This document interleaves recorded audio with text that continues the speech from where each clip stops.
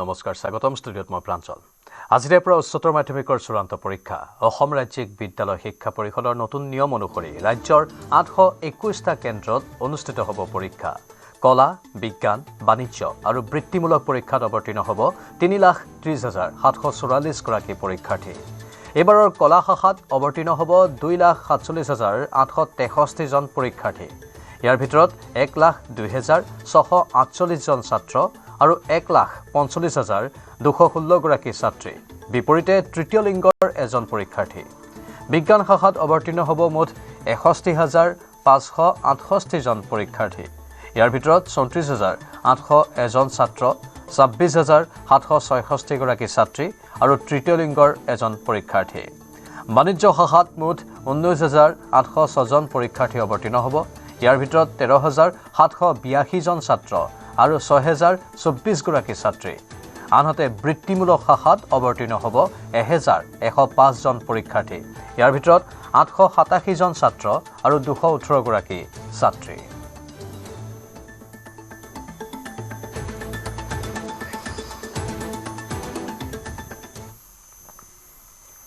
শহুৰেকৰ ঘৰত জোৱাইকৰ ৰহস্যজনক মৃত্যুক লৈ প্ৰতিবাদ ডুমডুমা সমজিলা আৰক্ষী অধীক্ষকৰ কাৰ্যালয়ত প্ৰতিবাদ 32 বছৰীয়া বিতুপন মৰাণক বিহ পান কৰোৱাই হত্যাৰ অভিযোগ বাগজাল আৰক্ষী থানাৰ অন্তৰ্গত কেছেৰুগুৰিত এই ঘটনা শহুৰেকৰ পৰিয়ালে হত্যাৰ অভিযোগ মৃত বিতুপনৰ পৰিয়ালৰ বিতুপনৰ পত্নী এমি মৰাণক আটক কৰিছে আৰক্ষীয়ে এমিৰ পিতৃ ভুৱন মৰাণ মাতৃ হুন্তি মৰাণ ভাতৃ ৰন্তু মৰাণক গ্ৰেপ্তাৰৰ দাবীত প্ৰতিবাদ ডুমডুমা সমজিলা আৰক্ষী কাৰ্যালয়ৰ সন্মুখত মহিলাসহ শতাধিক লোকৰ এই প্ৰতিবাদী কাৰ্যসূচী কাকজানৰ বিতুপন মৰাণ কেঁচুগুৰিৰ পৰা বিয়া পাতিছিলে তাত কি হৈছে নাজানো এমি মৰাণে তাক মাতিলে পৰহি দিনাখন এমি মৰাণে মাতি মেলি তাক হত্যাকাৰ কৰিছে মাৰ্ডাৰ কৰিছে আমাৰ মতে মাৰ্ডাৰ কৰিছে কাৰণটো ক'বলগীয়া হৈছে কি ঘৰৰ নিজৰ ঘৰত পৰি আছে মেডিকেল নাহিলে ট্ৰিটমেণ্ট নকৰিলে ওচৰৰ মানুহে ট্ৰিটমেণ্ট কৰিবলৈ লৈ আহিছে সেইটো আমি ভাবোঁ মাৰ্ডাৰ কৰিছে যদি তেওঁ প্ৰয়োজন খালেও পৰিয়ালটোৰ প্ৰথম দায়িত্ব আছিলে চিকিৎসালয়ত আনি ট্ৰিটমেণ্ট কৰাটো কিন্তু তেওঁলোকে সেয়া নকৰি তেওঁলোকে ৰাতি নাহিলে প্ৰায় 1:30 মান বজাত এবাৰ খবৰ ল'বলৈ আহিলে আৰু ইদিনাখন প্ৰায় হস্পিটেল ডিব্ৰুগড় যেতিয়া নিবলৈ হৈছে 11টা বজাত তেতিয়াহে তেওঁ আহিছে তেওঁৰ পত্নী আৰু ভায়েক কিন্তু আমাৰ কথাটো আমি বাগজান থানাত আমি কেছ দিছিলোঁ এই বিষয়টো লৈ কেছ দিয়াৰ পিছত এমি মৰাণক এৰেষ্ট কৰিলে বুলি আমি ইতিমধ্যে গম পালোঁ কিন্তু কথাটো বাকী যি 4জন আছিলে মাক দেউতাক তেনেকৈ 4জন আছিলে তেওঁলোকক কোনো ধৰণৰ মানে একো প্ৰশাসনিক কোনো ব্যৱস্থাই লোৱা নাই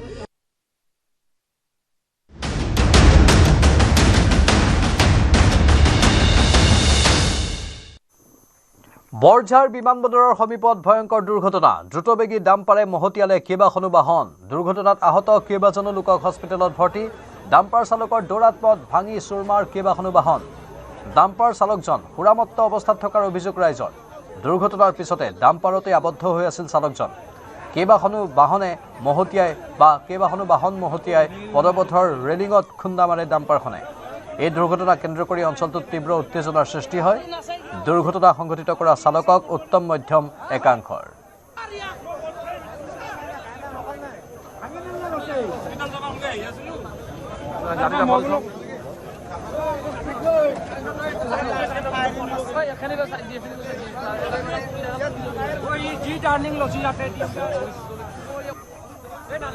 দৃশ্যবোৰ দেখুৱাইছো এই দুৰ্ঘটনাৰ পাছৰ পৰিৱেশ বৰঝাৰ বিমানবন্দৰৰ সমীপত এই ভয়ংকৰ দুৰ্ঘটনা দ্ৰুতবেগী ডাম্পাৰে মহতিয়ালে কেইবাখনো বাহন কেইবাজনো লোকক হস্পিটেলত ভৰ্তি কৰাবলগীয়া অৱস্থাৰ সৃষ্টি হয় দুৰ্ঘটনাৰ ফলত আহত হৈছে তেওঁলোক ডাম্পাৰ চালকৰ দৌৰাত পথ ভাঙি চুৰমা হ'ল কেইবাখনো বাহন ডাম্পাৰ চালকজন সুৰামত্ত অৱস্থাত থকাৰ অভিযোগ উত্থাপন কৰিছে ৰাইজে এই দুৰ্ঘটনাৰ পিছতেই ডাম্পাৰতে আবদ্ধ হৈ আছিল চালকজন কেইবাখনো বাহন মহতিয়াই পদপথৰ ৰেলিঙত খুন্দা মাৰে ডাম্পাৰখনে দুৰ্ঘটনা কেন্দ্ৰ কৰি অঞ্চলটোত তীব্ৰ উত্তেজনাৰ সৃষ্টি হয় বহু লোকে তাত ভিৰ কৰে আৰু দৃশ্যবোৰ আপোনালোকে দেখি অনুমান কৰিব পাৰিছে কেনে এক পৰিৱেশৰ সূত্ৰপাত হৈছিল চালকক উত্তম মধ্যম সোধাই একাংশই ডাম্পাৰৰ চালকজন সুৰামত্ত হৈ তীব্ৰ গতিত গাড়ী চলোৱাৰ ফলতেই দুৰ্ঘটনা সংঘটিত হোৱাৰ অভিযোগ উত্থাপন কৰিছে স্থানীয় লোকসকলে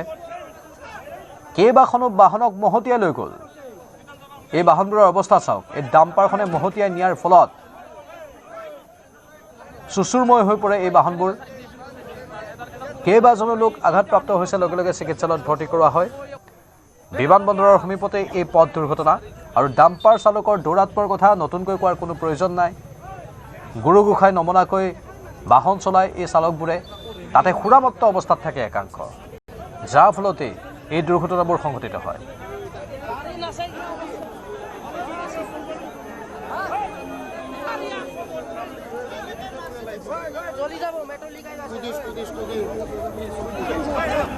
ডাম্পাৰ চালকজনকো দেখুৱাইছোঁ এই ডাম্পাৰখনৰ চালকজন সম্পূৰ্ণ সুৰামত্ত অৱস্থাত আছিল বুলি স্থানীয় লোকসকলে অভিযোগ উত্থাপন কৰিছে কেইবাখনো বাহনক মহতিয়াই ৰেলিঙত গৈ খুন্দা মাৰে ডাম্পাৰখনে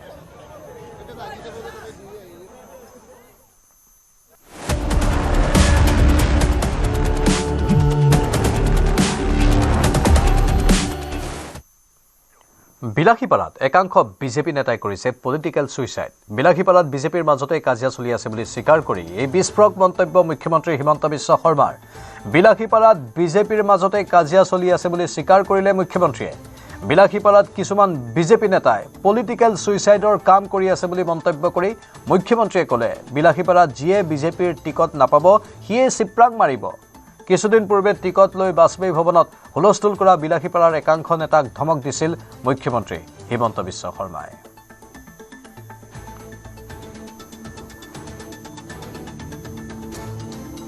বিলাসীপাৰাত লৈও সমস্যা আছে কিন্তু বিলাসীপাৰাত আমাৰ বিজেপিৰ কাৰ্যকৰ্তাসকলে নিজৰ ভিতৰতে যিমান কাজিয়া পেচাল কৰি আছে মোৰ নালাগে যে বিলাসীপাৰা আমি জিকিম কাৰণ টান সমষ্টি যদি মানুহ একতা হৈ নাথাকে ইলেকশ্যনটো হাৰিব যোনে টিকট নাপায় সিয়ে চিপ্ৰাং মাৰিব আৰু তাতে আমি কিমান পাৰ্চেণ্টত মাৰ্জিনত আছোঁ 1-2%।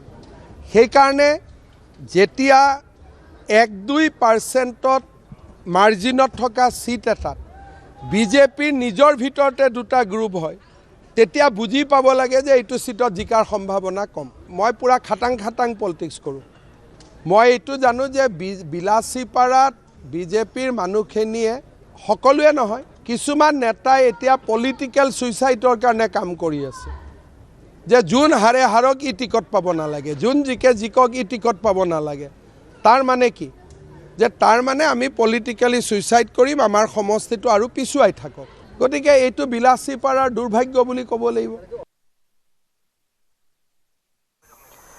অভয়াপুৰী সমষ্টিত বিজেপিয়ে খেলিব নিৰ্বাচন বঙাইগাঁও সমষ্টি অগপক এৰি দিব বিজেপিয়ে সমষ্টি দুটাক লৈ বিজেপিয়ে অগপক দিছে প্ৰস্তাৱ সমষ্টি দুটাক লৈ অগপৰে হোৱা নাই বিজেপিৰ আনুষ্ঠানিক আলোচনা অৱশ্যে এই সন্দৰ্ভত ফণীভূষণ চৌধুৰীৰ সৈতে হৈছে মুখ্যমন্ত্ৰীৰ আলোচনা অভয়াপুৰী সমষ্টিত থাকিব টিকট কেন্দ্ৰিক অৰিয়াঅৰি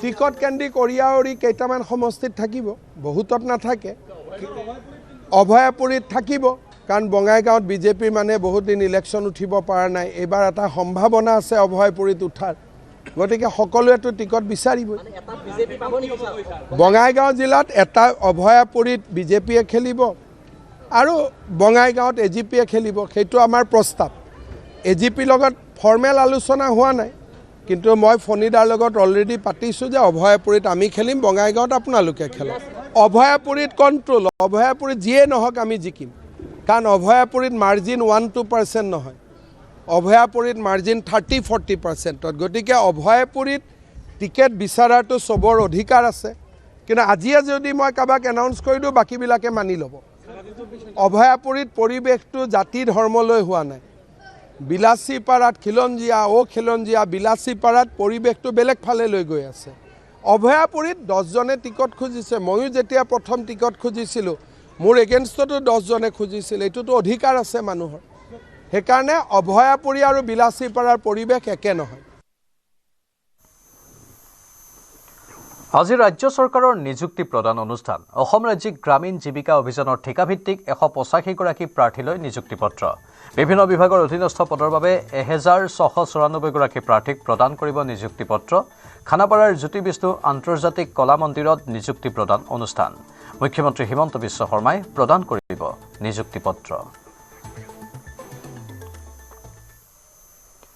হেৰুৱাবলগীয়া সমষ্টি উদ্ধাৰৰ বাবে টিয়কত অগপৰ শক্তি প্ৰদৰ্শন 1.5 গাঁৱৰ পাছত এইবাৰ টিয়কত দুৰ্গ অক্ষুণ্ণ ৰখাৰ লক্ষ্যৰে অগপৰ বৃহৎ সংকল্প সমাৱেশ বিজেপিক লাগে অগপৰ দখলত থকা টিয়ক বিধানসভা সমষ্টি শীৰ্ষ নেতৃত্বৰ উপস্থিতিত অগপৰ দুৰ্গ টিয়কত সংকল্প সমাৱেশ অনুষ্ঠিত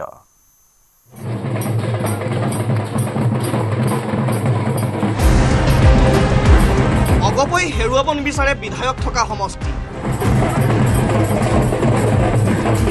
হেৰুৱাবলগীয়া সমষ্টি উদ্ধাৰৰ বাবে টিয়কত অগপৰ শক্তি প্ৰদৰ্শন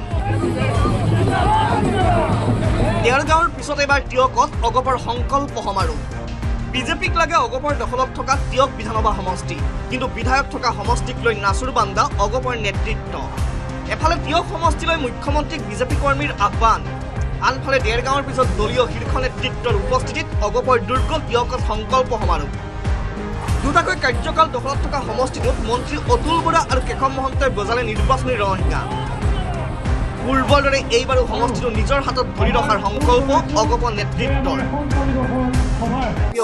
প্ৰাৰ্থিত্ব পোৱাকি প্ৰতিটো সমষ্টিত প্ৰাৰ্থিত্ব পোৱাকি প্ৰতিটো সমষ্টিতে আছে গতিকে সেইবিলাক আলাপ আলোচনাৰ মাজেৰে সেইবিলাক ঠিক কৰিব লাগিব মূল কথা হ'ল যে উইনিং পচিবিলিটি যাৰ আছে মূল কথা হ'ল যে কোন সমষ্টিৰ উইনিং পচিবিলিটি আছে সেইটোৱে হ'ব মূল কথা আৰু কোন গৰাকী প্ৰাৰ্থী উইনিং পচিবিলিটি কিমান আছে মানে সিলেকশ্যনৰ ক্ৰাইটেৰিয়াটো নিশ্চিতভাৱে প্ৰতি ৰাজনৈতিক দলৰ তেনেকৈ হয় আৰু বিশেষভাৱে অসম গণ পৰিষদে সেই দিশটোৰ ওপৰত সদায় গুৰুত্ব দিয়া হৈছে আৰু তেনে দৃষ্টিভংগীৰে ভৱিষ্যতৰ দিনত আগবাঢ়িব 10,000 লোকৰ সমাগমেৰে টিয়কৰ চাৰিশিঙীয়াত হোৱা সংকল্প সভাত অগপৰ প্ৰাৰ্থীক বিধায়ক হিচাপে নিৰ্বাচিত কৰাৰ আহ্বান মন্ত্ৰী কেশৱ মহন্তৰ সমষ্টিটোত সকলো কৰ্মীক কামত নিয়োজিত কৰিব লাগে বুলি মন্তব্য কাৰ্যকৰী সভাপতিগৰাকী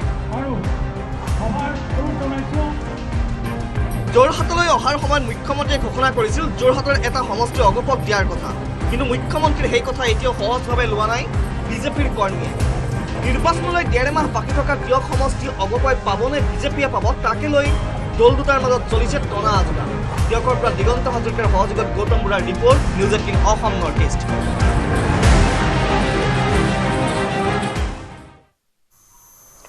প্ৰকাশ পালে SR 2026 চূড়ান্ত ভোটাৰ তালিকা দুবছৰত ভোটাৰৰ সংখ্যা বৃদ্ধি পালে 4,50,903 গৰাকী চূড়ান্ত ভোটাৰ তালিকাত ভোটাৰৰ সংখ্যা 2,49,58,139 গৰাকী খচৰা ভোটাৰ তালিকাত ভোটাৰৰ সংখ্যা আছিল 2,52,1,624 গৰাকী চূড়ান্ত ভোটাৰ তালিকাত পুৰুষ ভোটাৰৰ সংখ্যা 1,24,82,213 গৰাকী চূড়ান্ত ভোটাৰ তালিকাত মহিলা ভোটাৰৰ সংখ্যা 1,24,75,583 গৰাকী চূড়ান্ত তালিকাত তৃতীয় লিংগ ভোটাৰ আছে 334 গৰাকী চূড়ান্ত তালিকাত 0.97% হ্ৰাস হৈছে ভোটাৰৰ সংখ্যা নিৰ্বাচন পঞ্জীয়ন বিষয়াৰ সিদ্ধান্তত অসন্তুষ্ট হ'লে কৰিব পাৰিব আপিল 15 দিনৰ ভিতৰত জিলা দণ্ডাধীশৰ ওচৰত আপিল কৰিব পাৰিব 30 দিনৰ ভিতৰত মুখ্য নিৰ্বাচনী বিষয়াৰ ওচৰত আপিল কৰিব পাৰিব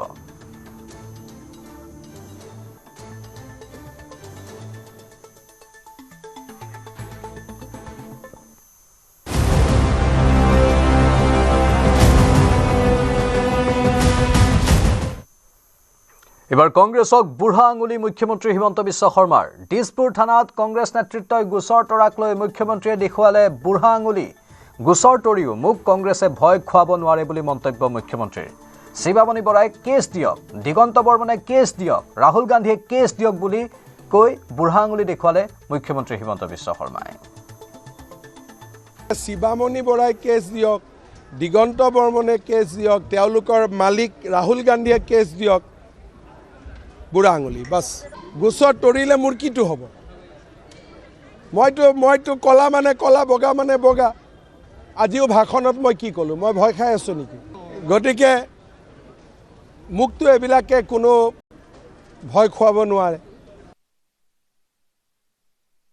শিৱামণি বৰাই কেছ দিয়ক দিগন্ত বৰ্মনে কেছ দিয়ক তেওঁলোকৰ মালিক ৰাহুল গান্ধীয়ে কেছ দিয়ক বুঢ়া আঙুলি বাস গোচৰ তৰিলে মোৰ কিটো হ'ব মইতো কলা মানে কলা বগা মানে বগা আজিও ভাষণত মই কি ক'লোঁ মই ভয় খাই আছোঁ নেকি গতিকে মোকতো এইবিলাকে কোনো ভয় খুৱাব নোৱাৰে উচ্চতম ন্যায়ালয়ত সোনকালে শুনানি বিচাৰি মুখ ঠেকেচা খালে বিৰোধীয়ে অসম বিজেপি আপলোড কৰা এটা ভিডিঅ'ক লৈ উচ্চতম ন্যায়ালয়ৰ কাষ চাপিছিল CPM কিন্তু মুখ্য ন্যায়াধীশ সূৰ্যকান্তই দ্ৰুত শুনানি দিবলৈ অস্বীকাৰ কৰি পৰৱৰ্তী সময়ত দিনবাৰ নিৰ্ধাৰিত হ'ব বুলি উল্লেখ কৰে। নিৰ্বাচন আহিলে এনেধৰণৰ বিষয়সমূহ উচ্চতম ন্যায়ালয়ৰ কাষ চাপে। অসমৰ মুখ্যমন্ত্ৰী হিমন্ত বিশ্ব শৰ্মাৰ বিৰুদ্ধে উচ্চতম ন্যায়ালয়ত দাখিল হোৱা আবেদন সন্দৰ্ভত দেশৰ মুখ্য ন্যায়াধীশ সূৰ্যকান্তৰ এই মন্তব্য।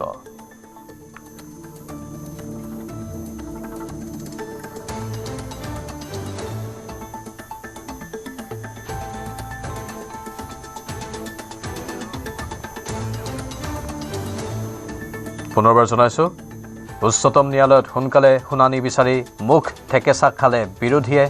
অসম বিজেপিয়ে আপলোড কৰা এটা ভিডিঅ'ক লৈ উচ্চতম ন্যায়ালয়ৰ কাষ চাপিছিল CPM দল। কিন্তু মুখ্য ন্যায়াধীশ সূৰ্যকান্তই দ্ৰুত শুনানি দিবলৈ অস্বীকাৰ কৰি পৰৱৰ্তী সময়ত দিনবাৰ নিৰ্ধাৰিত হ'ব বুলি উল্লেখ কৰে। নিৰ্বাচন আহিলেই এনেধৰণৰ বিষয়সমূহ উচ্চতম ন্যায়ালয়ৰ কাষ চাপে। অসমৰ মুখ্যমন্ত্ৰী হিমন্ত বিশ্ব শৰ্মাৰ বিৰুদ্ধে উচ্চতম ন্যায়ালয়ত দাখিল হোৱা আবেদন সন্দৰ্ভত দেশৰ মুখ্য ন্যায়াধীশ সূৰ্যকান্তৰ এই মন্তব্য।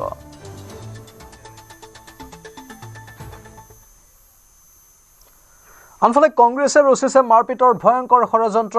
এই ঘটনা সন্দৰ্ভত গুৱাহাটী আৰক্ষীয়ে ৰুজু কৰিছে গোচৰ ৰুজু কৰি এজনক গ্ৰেপ্তাৰ মহানগৰ আৰক্ষীৰ আৰু এজনৰ হাজিৰ হোৱাৰ নিৰ্দেশ দিছে মহানগৰ আৰক্ষীয়ে। কংগ্ৰেছৰ মাৰপিটৰ ষড়যন্ত্ৰক লৈ মুখ্যমন্ত্ৰীৰ বিস্ফোৰক মন্তব্য। ৰাইজৰ সহানুভূতি লোৱাৰ বাবে কংগ্ৰেছে ষড়যন্ত্ৰ ৰচাৰ অভিযোগ উত্থাপন কৰে। কংগ্ৰেছৰ মাজৰে এজনে আৰক্ষীক দিছে ভয়ংকৰ তথ্য। পৰিকল্পনাৰ বাবে বাহিৰৰ পৰা মানুহ আনিছে কংগ্ৰেছে। বাহিৰৰ মানুহে কৰা প্লেনিং মতে কাম কৰে কংগ্ৰেছে। ইনক্লুচিভ মাইণ্ড নামৰ এজেন্সিটোৱে কংগ্ৰেছৰ হৈ কাম কৰিছে। ইনক্লুচিভ মাইণ্ডৰ নেতৃত্বত সুনীল কানুগুলু। এই ঘটনা সন্দৰ্ভত সোধপোছৰ বাবে কেইবাজনকো তলব কৰিছে দিছপুৰ আৰক্ষীয়ে। কংগ্ৰেছ নেতা আমন ৱাদুদক পুৱাৰ ভাগতে তলব দিছপুৰ আৰক্ষীৰ। আদ্ৰিকা দাস নামৰ কংগ্ৰেছৰ IT চেলৰ এগৰাকী নেত্ৰীকো তলব। সোধপোছৰ অন্তত আৰক্ষীয়ে যাবলৈ দিয়ে আদ্ৰিকা দাসক। কাইলৈ পুৱাৰ ভাগত পুনৰ আদ্ৰিকাক তলব কৰিছে আৰক্ষীয়ে। সুৰাজ পাঠক নামৰ এজন ইউটিউবাৰকো সোধপোছ চলায় আৰক্ষীয়ে। গুৱাহাটীৰ আৰক্ষীয়ে কালি এটা বিশেষ গোচৰ পাইছে, য'ত কংগ্ৰেছৰ এটা ভিতৰৰ পৰাই কেছটো এটা ইনভেষ্টিগেশ্যন চলি আছে। তেওঁলোকে এখন মাৰপিটৰ নাটক কৰিব খুজি আছিল। যোৱাকালি কালি ৰাতি মানুহ এজনো এৰেষ্ট হৈছে, যোনে ষড়যন্ত্ৰ কৰিছিলে। 4-5 দিন পিছত আপোনালোকক আমি ভাল কৰি ক'ব পাৰিম। তাৰ পৰিপ্ৰেক্ষিততে আজি আমি ছিকিউৰিটি অলপ বঢ়াই দিছোঁ, কাৰণ তেওঁলোকৰ ভিতৰৰ পৰাই চিম্পেথি ল'বৰ কাৰণে নাটক এখন কৰি আছিল। মই আজি নকওঁ, আজি আমি এটা ইম্পৰ্টেণ্ট এৰেষ্ট কৰিছোঁ গুৱাহাটীত ৰাতিপুৱা 6টা বজাতে। যোৱাকালি এজন মানুহে আহি আমাক কিছু ইনফৰমেশ্যন দিছিলে। আজি গধূলি আমি আৰু এগৰাকী মানুহক নটিচ দিছোঁ। গুৱাহাটী পুলিচে কেছটো ইনকুৱাৰী কৰি আছে। এটা চিম্পেথি লোৱাৰ কাৰণে তেওঁলোকে এটা প্লেনিং কৰি আছিলে। আমি ৰাইজক গোটেইখিনি ক'ম, 2-3 দিন লাগিব ইনকুৱাৰীটো কমপ্লিট কৰোঁতে। গৌৰৱ গগৈ নিজেই কৈছে ৰাৱালপিণ্ডিলৈ যোৱাৰ কথা। ভিছা নোহোৱাকৈ ৰাৱালপিণ্ডিলৈ গৈছে, মানে পাকিস্তানী সেনা নহ'লে পাক আৰক্ষীৰ গাড়ীতে গৈছে। গৌৰৱ গগৈ ৰাৱালপিণ্ডিলৈ যোৱা বুলি কোৱা ক্লিপটোৱে আদালতত দিবলৈ যথেষ্ট। গৌৰৱ গগৈ ৰাৱালপিণ্ডি ভ্ৰমণক লৈ এই মন্তব্য মুখ্যমন্ত্ৰী হিমন্ত বিশ্ব শৰ্মাৰ। কালি তেওঁ চব চেচেই কৰি দিলে যে মই ৰাৱালপিণ্ডিলৈকেও গৈছিলোঁ আৰু ভিছা নোহোৱাকৈ গৈছিলোঁ। তাৰমানে পাকিস্তান আৰ্মি গাড়ীত নহ'লে পুলিচৰ গাড়ীতে গৈছিলে। মই ক'ব নাপালোঁৱে, তেওঁ গোটেইখিনি কৈ দিলে আৰু কোৰ্টত সেই ক্লিপটোৱে যথেষ্ট আৰু একো নালাগে। তেওঁ যে কালি ক'লে যে মই তক্ষশিলাত গৈছিলোঁ, তক্ষশিলা হ'ল ৰাৱালপিণ্ডি ডিষ্ট্ৰিক্ট। ৰাৱালপিণ্ডিত কি আছে? মিলিটেৰী হেডকোৱাৰ্টাৰ আছে। ভিছা নোহোৱাকৈ তাততো যাব নোৱাৰে। তেওঁৰ ভিছা আছিলে ইছলামাবাদ, কৰাচী আৰু লাহোৰ। গতিকে ভিছা নোহোৱাকৈ এজন মানুহ যদি যাব পাৰে, তাৰমানে তেওঁ ষ্টেট গেষ্ট আছিলে। এইটোতো আৰু প্ৰমাণেই হৈ গ'ল। কালিতো মই ক'বলগীয়া নহ'লে তেওঁ নিজেই কৈ দিলে। সেইকাৰণে যোন মানুহে ৰাষ্ট্ৰৰ এগেইনষ্টত থাকে, ভগৱানে তাৰ জিভা পিছলাই দিয়ে। সীমান্তৰ প্ৰহৰীৰ ব্যতিক্ৰম বিবাহ যাত্ৰা। বিলাসী গাড়ী এৰি গৰু গাড়ীৰে কইনা আনিবলৈ গ'ল দৰা। BSF জোৱান অৰুণ খৰকাৰ এই ব্যতিক্ৰমী পদক্ষেপ। BSF জোৱানগৰাকীৰ ব্যতিক্ৰমী পদক্ষেপক লৈ তামোলপুৰত চলিছে ব্যাপক চৰ্চা। যি সময়ত বিয়া বুলি ক'লে দামী গাড়ীৰ লানি নিচিগা সোঁত বয় তেনে সময়তে BSFৰ এজন জোৱানে বিলাসী বাহনক নেওচি গৰু গাড়ীত উঠি কইনা আনিবলৈ যোৱা দৃশ্যই সকলোকে আমোদ দিছে। তামোলপুৰৰ খৈৰাণী খাৰকেলা গাঁৱৰ দৰা অৰুণ খৰকাক চাবলৈ পথত ভিৰ কৰিলে স্থানীয় লোকে। আধুনিকতাৰ ধামখুমীয়াত হেৰাই যাব খোজা সংস্কৃতিক জীয়াই ৰখাৰ চেষ্টা BSF জোৱানজনৰ।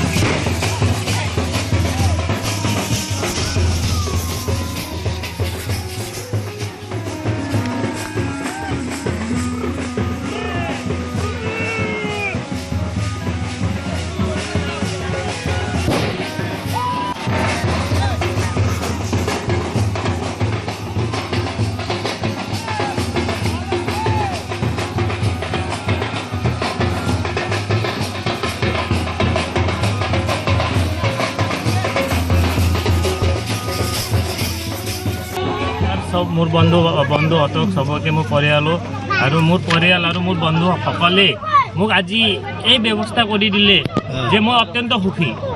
আৰু আজি মোৰ যিমান বন্ধু আছে, যিমান মোৰ পৰিয়ালো আছে, মই অত্যন্ত সুখী। আৰু মোৰ বন্ধুসকলে ইমান যে কৰিব মই আশা কৰা নাছিলোঁ, আজি ইমান কৰি দিলে। আৰু আগন্তুক মোৰ বৈবাহিক জীৱনত সুখময় হোক বুলি মোৰ বন্ধুহঁতে লগতে সবে মোক কামনা কৰে। যে লগতে আপোনাৰ লাভ মেৰিজ নে এৰেঞ্জ মেৰিজ? লাভ মেৰিজ। কিমান বছৰ ধৰি? শিৱসাগৰ সমষ্টিত বিজেপিৰ 12গৰাকী প্ৰাৰ্থিত্ব প্ৰত্যাশীৰ ভিতৰত এগৰাকী অন্যতম দাবীদাৰ প্ৰাক্তন বিধায়ক কুশল দুৱৰী। দলে টিকট দিলে জয়ী হ'ব পৰাকৈ শিৱসাগৰ সমষ্টিত কাম কৰি থকা বুলি দাবী কুশল দুৱৰীৰ। ৰাইজৰ দল আৰু কংগ্ৰেছৰ মিত্ৰতা হ'লেও কংগ্ৰেছৰ তৃণমূল কৰ্মীয়ে অখিল গগৈক সমৰ্থন নকৰে বুলি মন্তব্য কুশল দুৱৰীৰ। আনহাতে কুশল দুৱৰীয়ে টিকট লাভৰ সম্ভাৱনা অধিক হোৱা বাবেই বাৰে বাৰে হত্যাকাৰী আখ্যাৰে তীক্ষ্ণ বাক্যবাণেৰে প্ৰাক্তন বিধায়কজনক অখিল গগৈয়ে আক্ৰমণৰ লক্ষ্য কৰি লৈছে বুলি মন্তব্য। নিৰ্বাচন কাষ চাপিছে আৰু টিকট প্ৰত্যাশীৰ ভিৰ বাঢ়িছে। বিভিন্নজনৰ নাম ওলাইছে। শিৱসাগৰ সমষ্টিত ভাৰতীয় জনতা পাৰ্টিৰ বহু নেতাৰ মাজত অন্যতম হৈছে কুশল দুৱৰীৰ নামটো।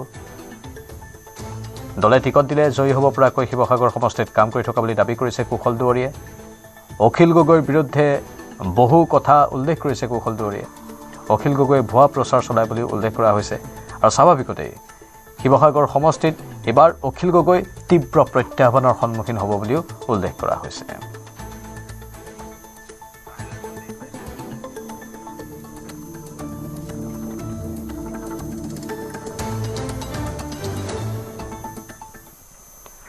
মেঘালয়ত ট্ৰেজেডিত আহত অসমৰ আৰু এজনৰ মৃত্যু হ'ল। জামিল আহমেদ চৌধুৰী নামৰ শ্ৰমিকজনৰ মৃত্যু হৈছে।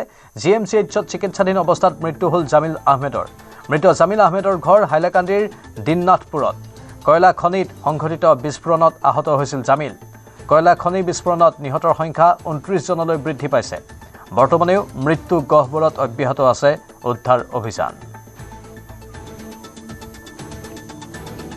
দুৰ্ভাগ্যজনক খবৰ, মেঘালয়ৰ ট্ৰেজেডিত আহত অসমৰ আৰু এজনৰ মৃত্যু হৈছে।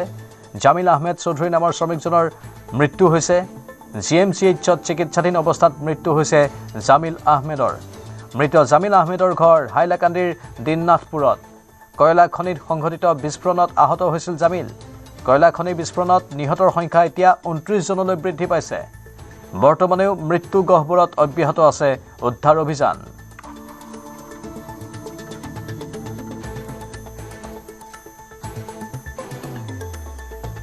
মেঘালয়ৰ এই কয়লা খনিৰ বিস্ফোৰণ, যি বিস্ফোৰণে বহু প্ৰশ্নৰ উত্থাপন কৰিছিল। কেন্দ্ৰীয় চৰকাৰে এই সমগ্ৰ ঘটনাৰ বাবে তদন্তৰো নিৰ্দেশ দিছিল। মেঘালয় চৰকাৰেও নিজাববীয়াকৈ তদন্তৰ কথা সতৰি কৰিছিল। আৰু এই কয়লা খনিবোৰত বিভিন্ন ৰাজ্যৰ শ্ৰমিকসকলে কাম কৰে। অসমৰো বহু শ্ৰমিকে কাম কৰিছিল। আৰু এই কয়লা খনিবোৰ কিমান বৈধ তাক লৈ প্ৰশ্ন উত্থাপন হৈছিল। ৰেড হোল মাইনিং এটা ভয়ংকৰ জ্বলন্ত সমস্যা হিচাপে পৰিগণিত হৈ আহিছে, যিবোৰ অবৈধ বুলি ইতিমধ্যেই কেন্দ্ৰীয় চৰকাৰেও ঘোষণা কৰিছে। ন্যায়ালয়ৰো এই ক্ষেত্ৰত ৰায় আছে। তাৰ পাছতো একাংশ বেপাৰীয়ে এই কামবোৰ চলাই আছে আৰু এই কামবোৰত বিভিন্নজনৰ মৃত্যু সময়ে সময়ে হৈ আছে।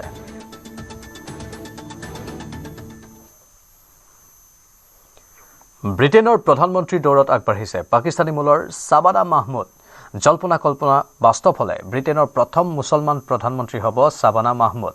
পতনৰ মুখত ব্ৰিটেইনৰ কিয়েৰ ষ্টাৰমাৰ চৰকাৰ।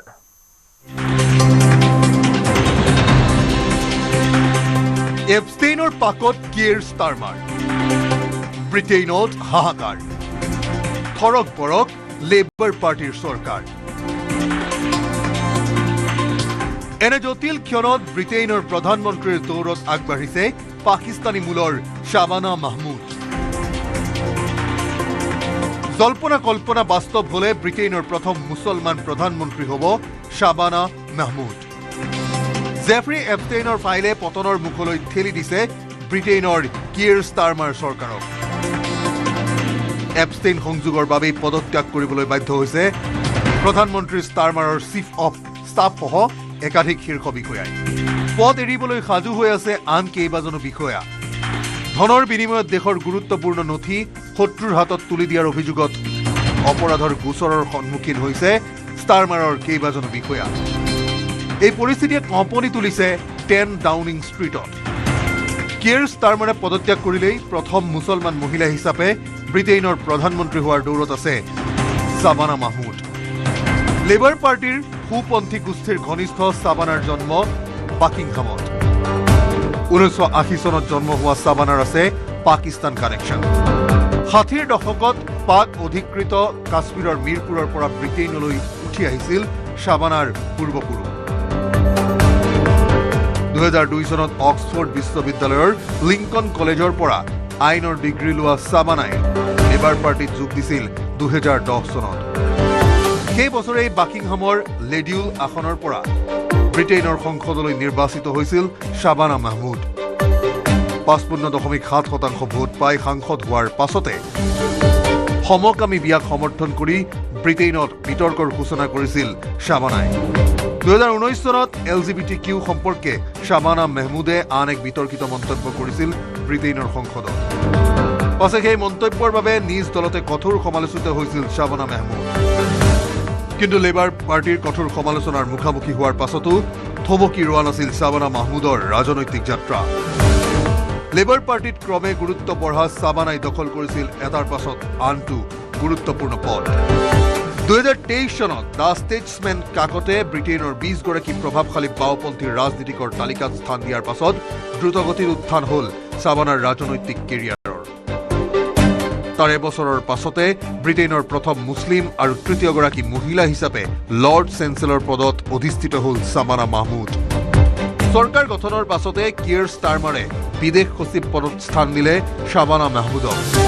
2025 চনৰ 5 ছেপ্টেম্বৰত গৃহ দপ্তৰৰ সচিব পদত অধিষ্ঠিত হৈ নিজৰ ক্ষমতাৰ পৰিচয় দিলে পাকিস্তানী মূলৰ শাবানা মাহমুদে। কিয়েৰ ষ্টাৰমাৰ চৰকাৰে পতনৰ ক্ষণ গণি থকাৰ সময়ত ব্ৰিটেইনৰ প্ৰধানমন্ত্ৰী হোৱাৰ দৌৰত আগবাঢ়ি আছে Shabana Mahmud. Bureau report, news 18 Assam north east.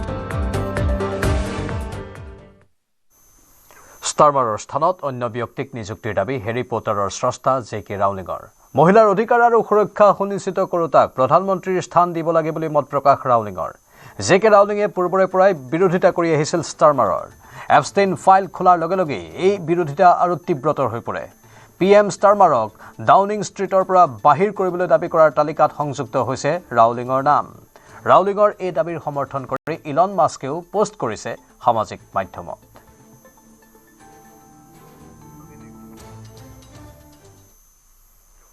পুত্ৰ অৰ্জুন তেণ্ডুলকাৰৰ বিবাহ অনুষ্ঠানলৈ ক্ৰিকেট কিংবদন্তি শচীন তেণ্ডুলকাৰে নিমন্ত্ৰণ জনালে প্ৰধানমন্ত্ৰী নৰেন্দ্ৰ মোদীক। মঙলবাৰে পুৱা নিজ পুত্ৰৰ বিবাহ অনুষ্ঠানত প্ৰধানমন্ত্ৰীক সাক্ষাৎ কৰি বিবাহলৈ নিমন্ত্ৰণ জনায়। প্ৰধানমন্ত্ৰীক নিমন্ত্ৰণ কৰি তেণ্ডুলকাৰৰ পৰিয়ালটোৱে সন্মানিত হোৱা বুলি প্ৰকাশ কৰাৰ লগতে পুত্ৰ আৰু হ'বলগীয়া বোৱাৰীৰ বাবে প্ৰধানমন্ত্ৰীৰ আশীৰ্বাদ আৰু পৰামৰ্শৰ বাবে সামাজিক মাধ্যমযোগে ধন্যবাদ জনায়। মুম্বাইত সানিয়া চান্দুকৰে বিবাহপাশত আবদ্ধ হ'ব অৰ্জুন তেণ্ডুলকাৰ।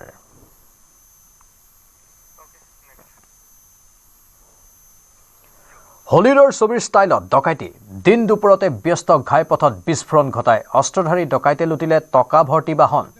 ইটালীত সংঘটিত হৈছে এই শিহৰণকাৰী ডকাইতি কাৰ্য আৰক্ষীৰ সন্মুখতে কটকটীয়া নিৰাপত্তাৰ বেহু ভেদি ডকাইতে লুটি নিলে বৃহৎ পৰিমাণৰ ধন দৃশ্যবোৰ দেখুৱাইছো বাতিস্থলী নামৰ চিকিউৰিটি এজেন্সিয়ে কটকটীয়া নিৰাপত্তাৰ মাজত বাহনেৰে আনিছিল বৃহৎ পৰিমাণৰ ধন সেই সময়তে অস্ত্ৰধাৰী ডকাইতৰ দলে বাট ভেটি ধৰি আক্ৰমণ কৰে টকা ভৰ্তি বাহনখনত ডকাইতিৰ খবৰ পোৱা মাত্ৰকে ঘটনাস্থলীত উপস্থিত হৈছিল ইটালীৰ মিলিটাৰী পুলিচ আৰু অগ্নিনিৰ্বাপক বাহিনীৰ দল ডকাইত আৰু আৰক্ষীৰ মাজত বহু সময় ধৰি চলিছিল গুলীয়াগুলী মোবাইল কেমেৰাত বন্দী হৈ ৰৈছে এই চাঞ্চল্যকৰ ডকাইতি কাৰ্যৰ দৃশ্যবোৰ Guarda, Cristo Santo, hanno fatto scoppiare in diretta, guardali, guardali.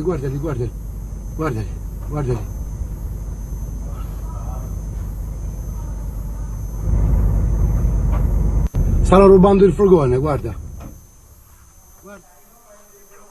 সোমালিয়াৰ মোগাদিছুত ভয়ংকৰ বিমান দুৰ্ঘটনা উৰণৰ পিছতে দুৰ্ঘটনাত পতিত ষ্টাৰ স্কাই এয়াৰলাইনৰ যাত্ৰীবাহী বিমান জৰুৰী অৱতৰণৰ সময়ত ৰানৱেৰ পৰিৱৰ্তে সাগৰৰ পাৰত নামিল যাত্ৰীবাহী বিমানখন এই ভয়ংকৰ দুৰ্ঘটনাত সৌভাগ্যক্ৰমে ৰক্ষা পৰে বিমানখনত থকা 50 গৰাকী যাত্ৰীসহ পাইলট তথা ক্ৰু মেম্বাৰসকল ষ্টাৰ স্কাই এয়াৰলাইনৰ যাত্ৰীবাহী বিমানখন এডেন আদ্দে বিমানবন্দৰৰ পৰা গালকায়ো অভিমুখে ৰাওনা হোৱাৰ সময়তেই সংঘটিত হয় এই অঘটন বিমানবন্দৰৰ পৰা উৰণৰ পিছতেই বিমানখনত হৈছিল যান্ত্ৰিক বিজুতি ততাতৈয়াকৈ মোগাদিছু অভিমুখে পুনৰ বিমানখন উভতাই আনি জৰুৰী অৱতৰণৰ চেষ্টা কৰিছিল পাইলটে কিন্তু জৰুৰী অৱতৰণৰ চেষ্টা চলোৱাৰ সময়তেই ৰানৱেৰ পৰিৱৰ্তে সাগৰৰ পাৰত পৰে বিমানখন পৰৱৰ্তী সময়ত ঘটনাস্থলীত উদ্ধাৰকাৰী দল উপস্থিত হৈ বিমানখনত থকা পাইলট ক্ৰু মেম্বাৰসহ উদ্ধাৰ কৰে যাত্ৰীসকলক